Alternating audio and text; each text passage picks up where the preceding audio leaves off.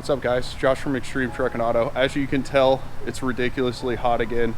Sorry if you got some fan noise. I got co-workers in here and whatever else. We got to keep it somewhat cool. But today we are going to be doing a 2-inch lift on this 2020 Subaru Forester, as well as wheels and tires, which I already have mounted, and a hitch, which I put on it. A couple other things we're going to be doing to this thing is a set of rock sliders on it. I can't wait to do that. It's going to be my first time doing it on a Subaru, so that's going to be interesting. And then if we get around to it and have some time left over, we're going to be wiring in some lights on the front and possibly a winch. Let's get into this install. The first thing I'm going to be doing is dropping the vehicle down. I just have it up here to talk to you guys about it. We're going to be pulling these 2 bolts that hold the strut to the knuckle. We're going to be pulling sway bar end link, the ABS line, the brake line off of the strut itself, and then we got to get up to the top where there's 3 bolts. I basically mark one of the bolts to keep track of what hole it goes into, because there is a specific orientation on the ReadyLIFT strut itself that we need to keep in mind. Got everything disconnected. Now, one thing I did fail to mention when I was talking about the teardown is the top bolt is a cam bolt, which allows you to adjust the camber. So I go ahead and paint mark that so I can get it lined up the same and we can keep that close. And then also, one of the nuts comes with a washer. That's for the cam bolt, that top bolt. So you'll want to keep that straight. Now here, I have the spacer. If you notice right there is a P with an arrow. So essentially the way you want this thing to mount is right like this, with the R facing out towards you. Not sure if you guys remembered, I do mark the bolts, which is that bolt right there, just so I know which one's the front and can get everything lined back up. So I'm gonna hammer out the 2 bolts down there and then undo these, and then I'll show you guys how this spacer goes on. All right, over here at the strut, pull this off. As you can see, we have the marked hole. We have the R. It's gonna slide on, if I could do this right like so, and then you'll use the factory hardware to tighten this up. So what we'll do is screw those nuts on like so. And then what I like to do when I'm tightening these down, because this is a McPherson strut, so the top of it does rotate. So I'm gonna come over to my toolbox and we're gonna grab, I don't want the big one, I want this one. And what I do basically is I wedge my pry bar in between 2 of the studs carefully, and then put a wrench on it and tighten them down. What that allows me to do is to get the nuts tight without the top of the strut spinning. Nice little tech tip for you guys. So if you're trying to do this at home, because there's no way to like really get an impact or anything on that, you can use a screwdriver, pry bar, whatever. If you're worried about the threads, you can wrap the pry bar in a towel and that'll help from damaging them. But I've done this enough to know how to do it without damaging the threads. And then also my pry bar is flat, so it distributes more of the load across the threads, and we're not going to be putting that much pressure on it to where it's going to damage it. You basically tighten those 3 nuts down, and then ReadyLIFT sends some nuts in the kit over there. We'll stick it back in here. So I'll get this on, we'll get it back in, we'll get the other side knocked out because it's literally the exact same thing, and then we'll move on to the rear.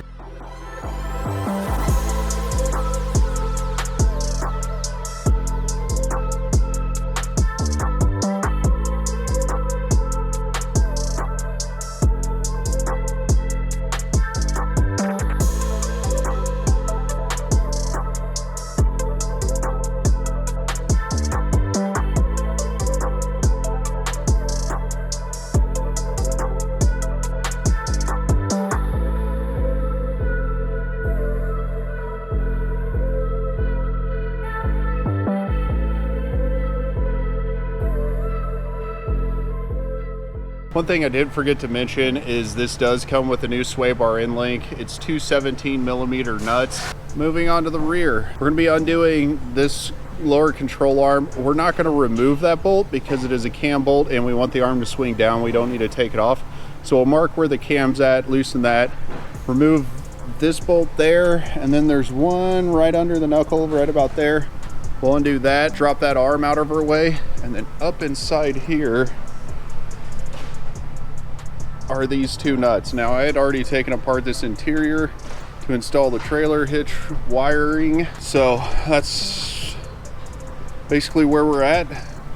The strut will come out. I'll show you what we'll do with the spacers to get them on, but we'll just keep on trucking along. Arms have been dropped down. Now, one thing I was wrong about is this is not a cam bolt, so you don't need to worry about marking anything on there. But we need to drop it down and get up inside, and then I'm gonna have somebody help me remove. And then once when I get the spacer installed, reinstall the strut, because it's next to impossible to reach inside and hold that strut up. I might be able to do it with the jack. We'll see. I'll let you guys know. But yeah, I'm gonna get onto that. Struts are back in. Using the jack worked perfectly, allowed me to do all the stuff I needed to by myself. We're gonna get the back end thrown together, get the wheels and tires on it, and then the lift is complete. Next up on the list to do is the rock sliders that are buried under all the interior.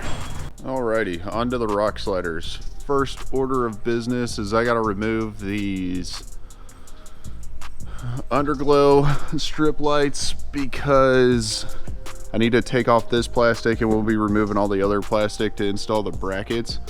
What I like to do is take either a razor blade or a box cutter and cut the tape off. That way you're not stressing the LEDs, either the customer or somebody else installed, and then we'll clean off the back, put new tape on, and figure out where they're gonna go from there. So I'm gonna do this mundane task of removing all the plastics and everything under here, and then we'll get onto the brackets.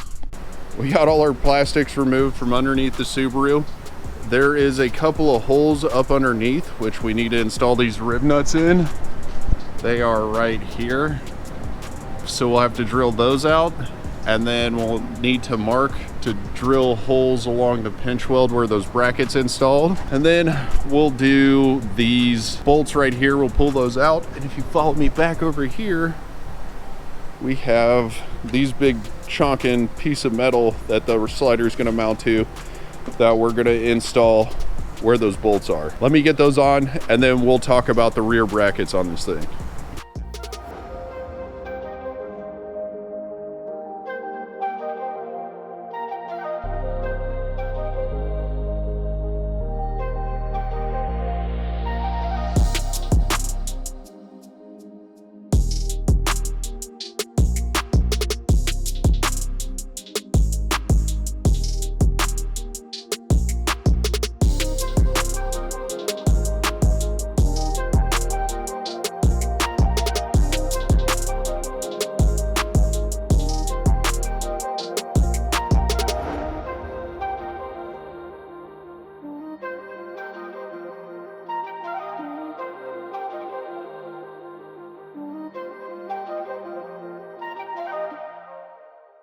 So as you can tell, we got our brackets all installed there.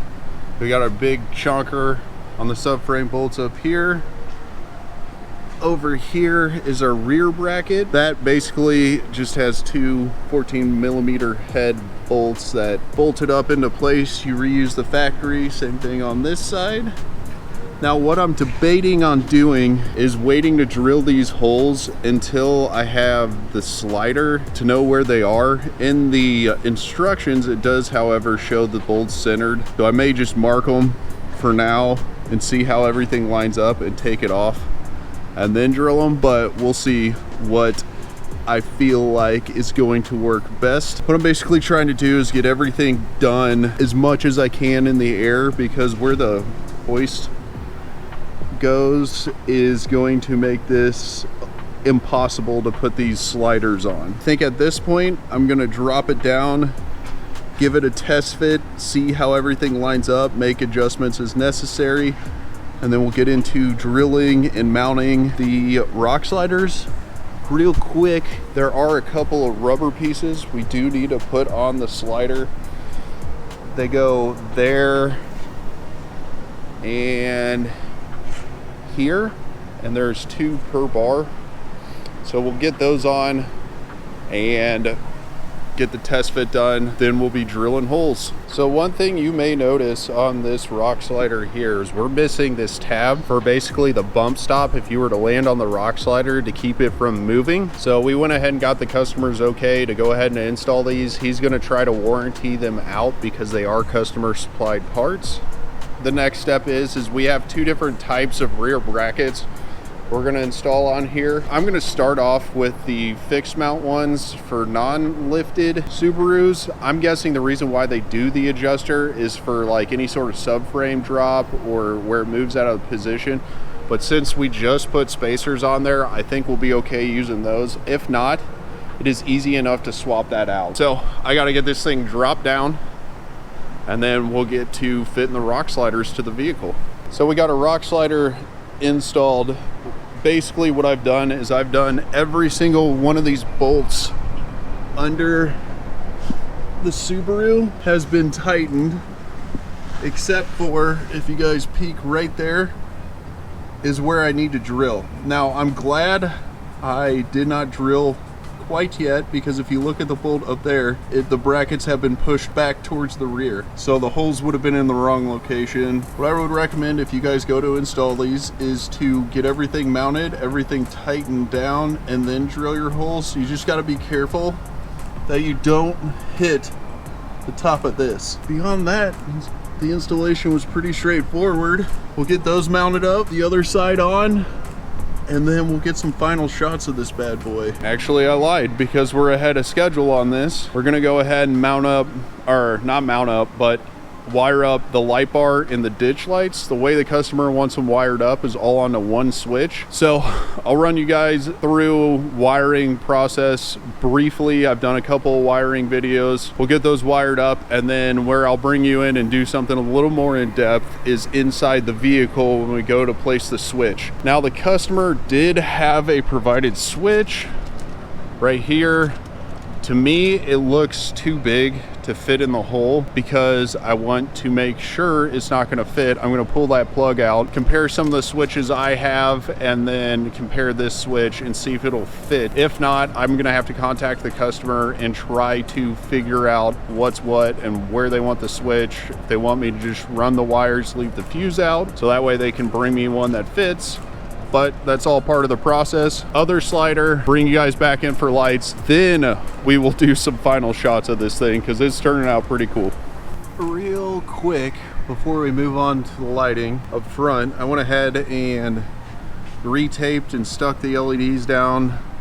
This is what the boards look like, or the sliders look like, completely installed. All the bracketries and everything, both sides.